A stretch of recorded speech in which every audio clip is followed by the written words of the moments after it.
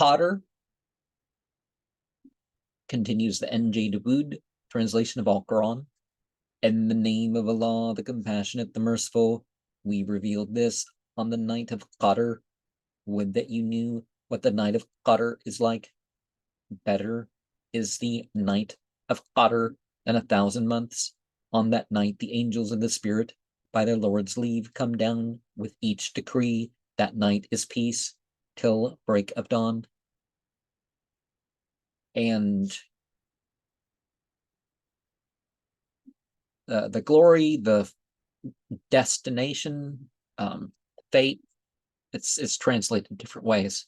But the night of power is the night that is like the last 10 of Ramadan contains it. Now, is it the same night each year? Is it always odd? Is it always even? Does it ever occur in those 2 nights that aren't always in the last 10 nights of Ramadan? Because if there's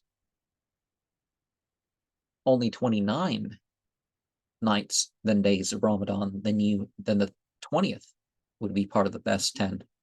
And the 30th would be part of the best 10 and others, so you wouldn't have the 20th. I say go for both. And specifically, you are looking for that one night